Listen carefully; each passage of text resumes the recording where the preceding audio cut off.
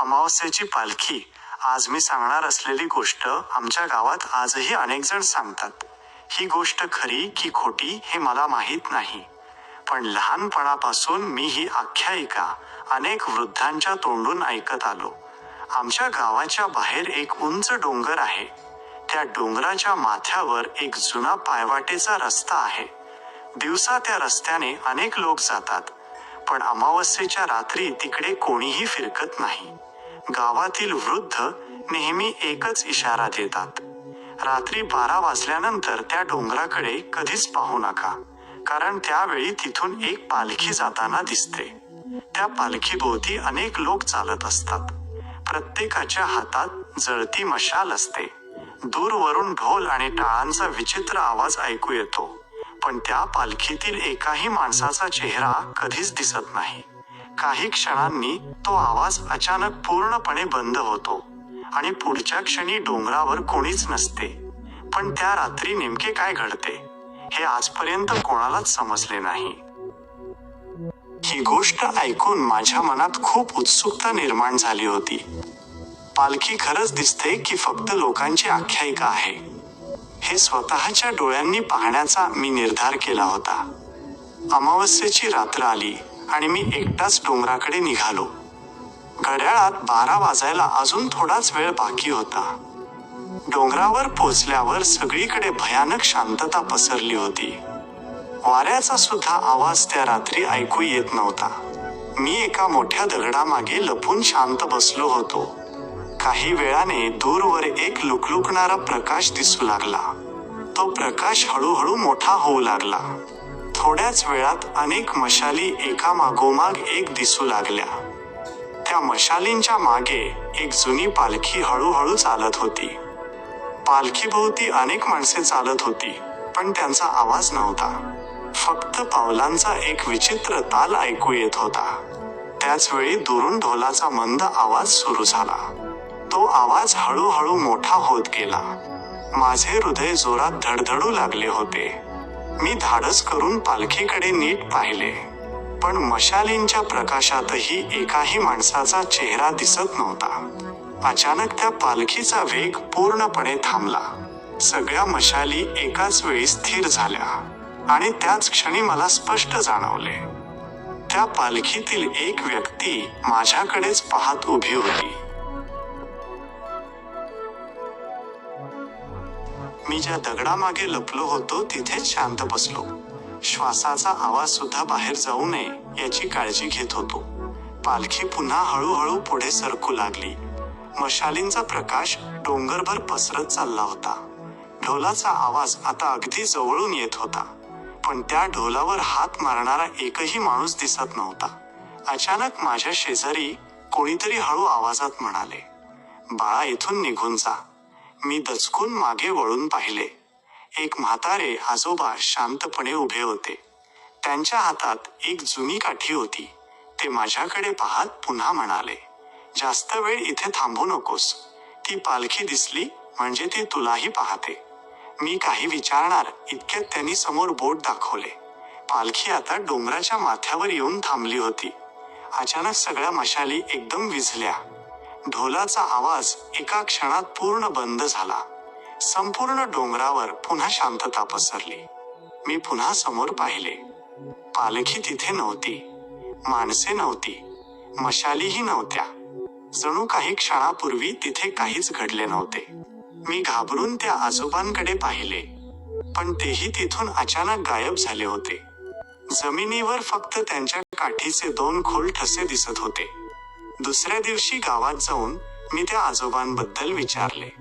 हे ऐकताच गावातील वृद्ध क्षणभर शांत झाले. त्यांपैकी एक मंद आवाजात म्हणाला, "ज्यांना तू पाहिलंस त्यांचा मृत्यू 20 वर्षांपूर्वी झाला होता." त्या वृद्धांचे शब्द ऐकताच माझ्या अंगावर काटा उभा राहिला. मी पुन्हा एकदा डोंगरावर जाण्याचा निर्णय घेतला. यावेळी माझ्यासोबत गावातील 2 मित्रही होते. त्यांनाही ती पालखी स्वतःच्या डोळ्यांनी पाहायची होती. अमावस्येची रात्र पुन्हा एकदा उजाडली होती. आम्ही तिघेही संध्याकाळीच डोंगरावर जाऊन लपलो. रात्र जसजशी गडद होत गेली तसतसे मन अस्वस्थ होऊ लागले. घड्याळात 12 वाजताच दूरवर पुन्हा मशाली दिसू लागल्या. एका मागोमाग एक त्या प्रकाशरेषा डोंगर चढत होत्या. क्षणात ढोलांचा मंद आवाज पुन्हा सुरू झाला. माझ्या शेजारी बसलेला मित्र थरथर कापत होता. तो हळूच म्हणाला, मला इथून निघायचे आहे. इतक्यात पालखी आमच्या अगदी समोर येऊन थांबली. यावेळी प्रथमच पालखीचा पडदा हळूहळू बाजूला सरकला. आम्ही तिघांनी एकाच वेळी आत पाहिले, पण आत कोणीच नव्हते. फक्त एक जुना पितळी दिवा शांतपणे तेवत होता. अचानक तो दिवा स्वतःहून विझून गेला. त्याच क्षणी माझ्या मागून कोणीतरी अगदी स्पष्ट म्हणाले, मागे वळून पाहू नका. आम्ही तिघेही जागेवरच थिजलो, कारण तो आवाज आमच्या अगदी कानाजवळून आला होता, पण आमच्या मागे कोणीच उभे नव्हते. आम्ही तिघांनी धाडस करून मागे वळून पाहिले, पण तिथे कोणीच नव्हते. डोंगरावर फक्त थंड वारा वाहत होता. आमचा एक मित्र घाबरून धावत खाली पळू लागला. तो काही अंतरावर गेला आणि अचानक थांबला. तो समोर बोट दाखवत थरथरत उभा होता. आम्ही धावत त्याच्याजवळ गेलो. समोरचा देखावा पाहून आमचे श्वास अडकले.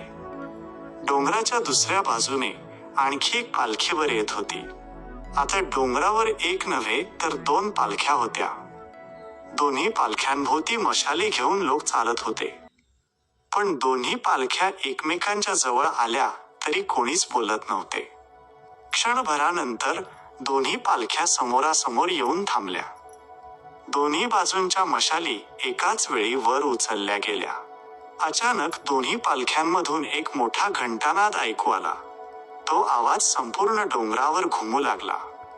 त्याच क्षणी आकाशात वीज चमकली. विजेच्या प्रकाशात पहिल्यांदाच आम्हाला त्या लोकांचे चेहरे दिसले आणि आम्ही क्षणात गोठलो. कारण त्या चेहऱ्यांमध्ये काही लोक आमच्या गावातीलच होते, ज्यांचा मृत्यू अनेक वर्षांपूर्वी झाला होता. ते सर्व आमच्याकडे पाहून मंद हसू लागत होते. इतक्यात दोन्ही पालख्या एकमेकींत विलीन होऊ लागल्या आणि त्या एकाच विशाल पालखीत बदलल्या.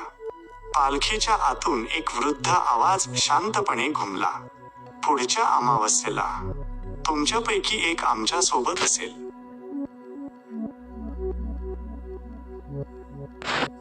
तो आवाज ऐकताच आमच्या पायाखालची जमीन सरकली होती. आम्ही तिघेही एकमेकांकडे पाहत क्षणभर शांत उभे राहिलो. पुढच्या क्षणी ती विशाल पालखी अचानक नाहीशी झाली.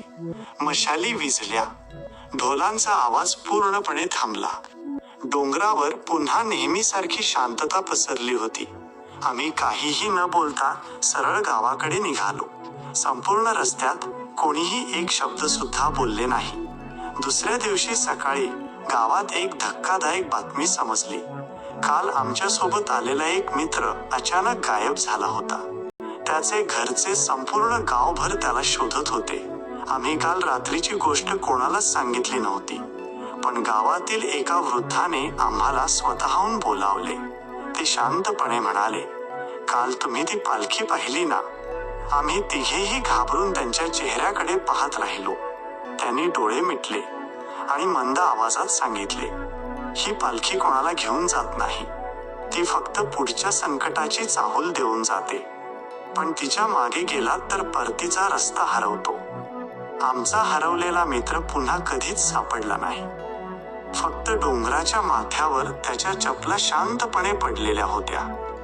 आजही आमच्या गावात अमावस्येच्या रात्री त्या डोंगराकडे कोणी पाहत नाही, कारण काही वृद्ध आजही ठामपणे सांगतात, मध्यरात्री 12 वाजता दूरवर मशालींची रांग हलताना दिसते आणि ढोलांचा तो विचित्र आवाज ऐकू येतो. पण काही क्षणांनी सगळे अचानक शांत होते. ही गोष्ट खरी की आख्यायिका हे कोणी सांगू शकत नाही, पण आमच्या गावात आजही अमावस्येच्या रात्री तो डोंगर ओसाडच असतो.